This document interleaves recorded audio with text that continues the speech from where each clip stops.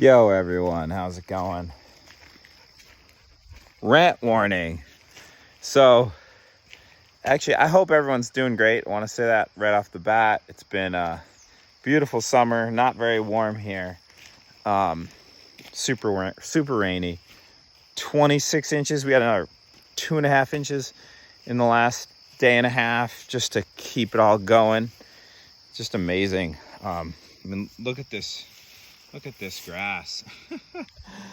But better than fire, tornado, earthquake, better than a lot of things.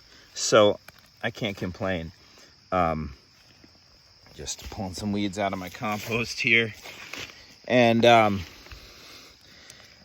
wild. So the last video I think I made was about this group that is has appointed itself to attack the knotweed communities in the watershed I live in, and on public land. Thanks for your comments, everyone, about that. I saw a sign today that said, the invasives are not our friends.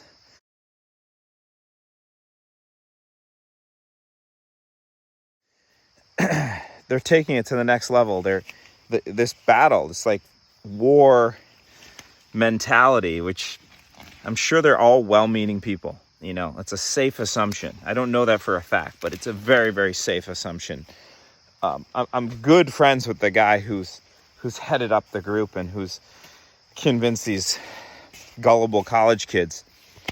No judgment there, but that's just, I was a college kid and I was gullible, and that's just kind of how it is for college kids, unfortunately.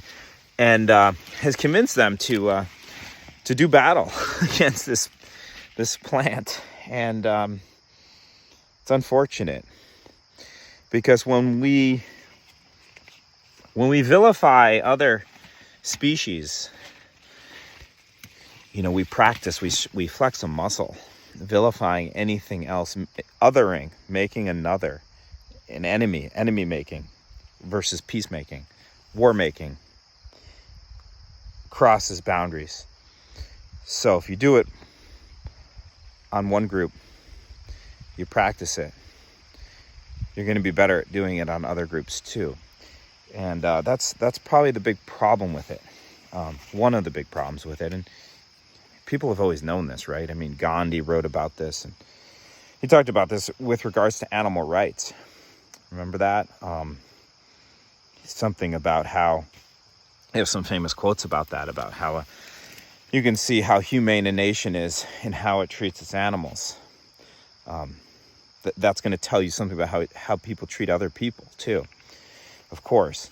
And so yeah, they've taken that to the next level, and just really, really wild to see, and I saw that right after I saw this crazy poster. Sorry, I'm weeding. I'm not just gonna stand here, but I'm actually got a pumpkin, big pumpkin contest that my town is doing. So I entered it. I just kind of want to get the pumpkins for my cows, but figured it'd be fun. I put it on a mountain of compost. We'll see how chickens kind of beat up the seedlings. So I don't know if it'll be competitive with other people's, but we'll see. So I'm just weeding the patch before. Actually, here's a good tip: is do not let. This is the time of year you can keep really intense weeds from going to seed. So you see this guy. I forget what this weed's called. It's not a very, very hard weed for us to deal with. I don't say bad. See, we got to practice this stuff, right? I almost said it's a bad weed. It's not a bad weed. It's making its living. It's doing what it's here to do. It's undoubtedly good for the soil in certain ways, doing something that the soil could use. But here's pigweed, and this is a very good weed to not have near your garden. It makes a ton of seed. Weeds are impressive, right? If it wasn't for weeds, there wouldn't be life on Earth. I mean that. Think about it and get back to me if it doesn't make sense to you.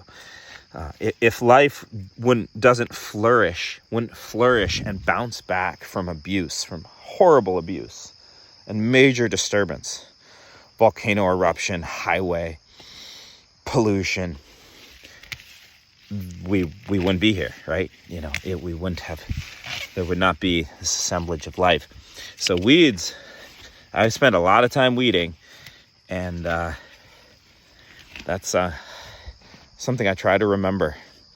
It's hard to get upset when you remember that's the reality, right? Like, if it wasn't for weeds, there would be none of this.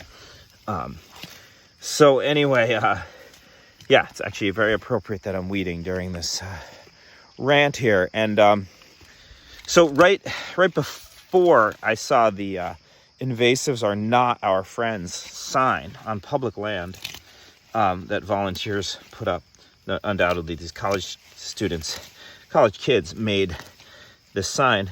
I saw a poster for like a social gathering in my town called the Roundup, and it was really weird. At first I was like, what? And then, I read it again, and it's basically like named all these groups of like bad people, right? Proud Boys, and I don't know, Housewives of Toledo. I don't have TV, so I don't know some of the references. Like white nationalists, aggressive progressives, elite liberals, right-wing fascists, truth deniers, all these groups, like maybe 20 different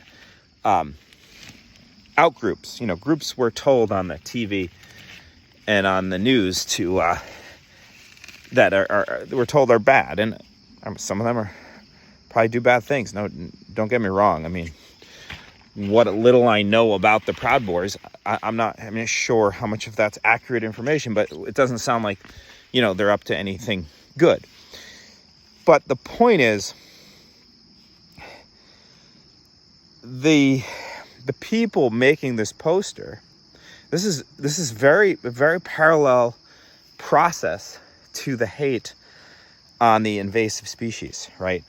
We're told this group is bad, these groups are bad. Not an individual, it's always a group identity.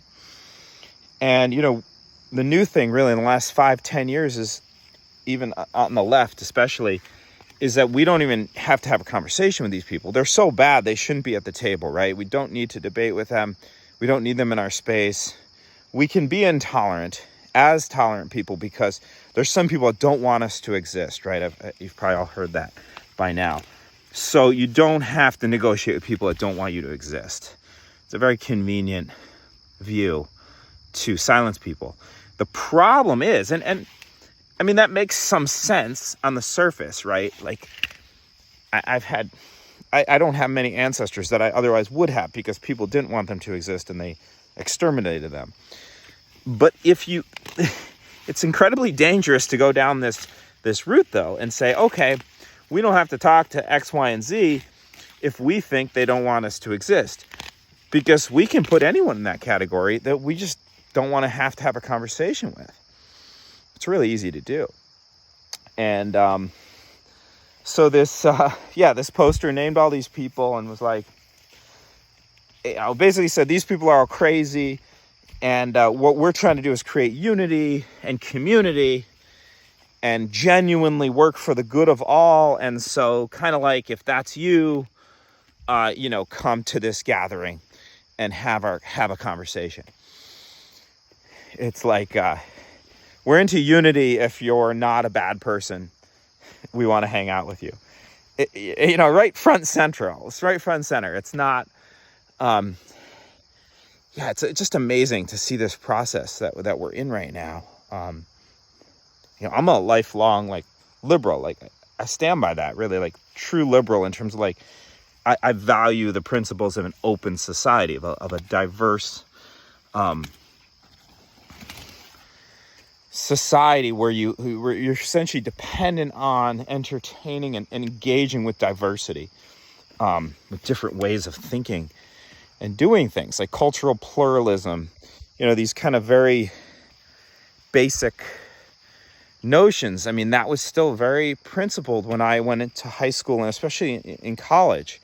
And now the script on that has been flipped to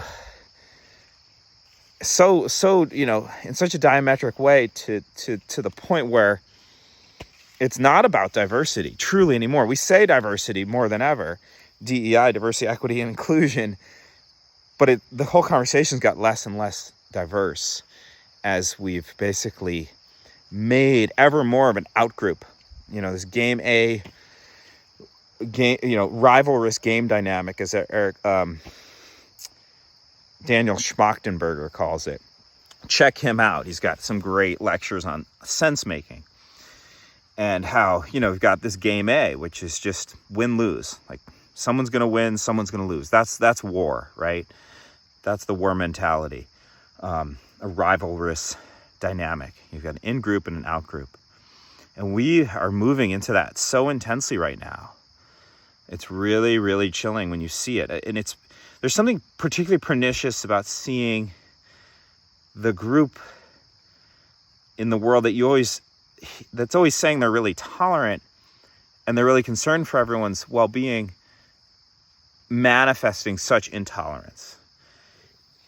And I guess as a card-carrying liberal, I have to kind of take that as some crazy medicine of like, wow, that's like, those are my people in a way. I mean, I feel less and less like they're my people as time goes on. I feel like they're essentially what we think of as liberalism is kind of gone right now. It's been replaced by what people are calling the regressive left, right?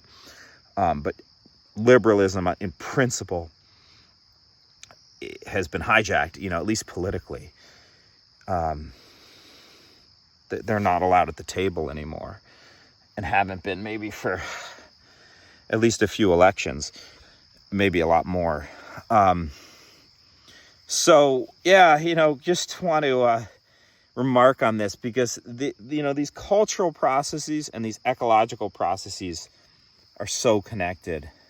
How we relate to Earth, how we relate to other species is so influenced by how we relate to other people and vice versa, especially.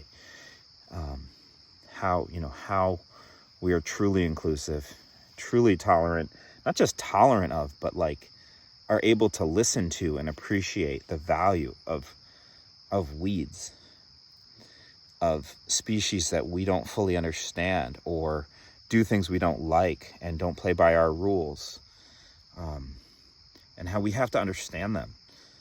Peacemaking is about understanding them, and the same goes for people. And how, it's very easy to say, well, that plant is taking over, right? That plant is trying to do us harm. It's damaging our river, or it's taking over our industrial ag field, or so whatever, it's taking over once, and that's in the wake of us abusing a place. And how dare it come in and be here after our abuse. And there's so many parallels, in the social sphere, person to person, with that. I mean, just replace the word non-native with immigrants, and you'll see what I'm saying if it's not making sense right off the bat. So anyway, just something I've been contemplating this for years, more and more, but striking encounter with it today. Check this out.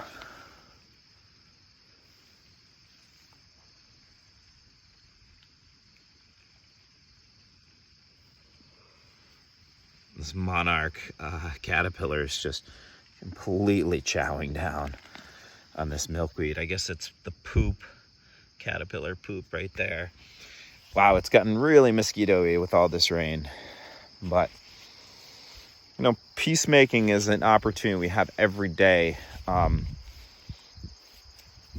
I'm not saying I'm very good at it, but it's something I'm trying to practice and it has, I think it can be practiced in how we relate to everything, every little thing, the weeds, other people, of course, the weather, and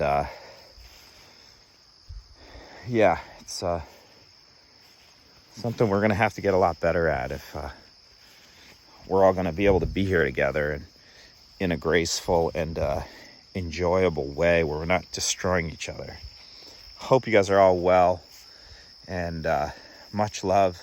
Our permaculture course ended a week ago, and I'm really feeling the warmth from such a kind group of people.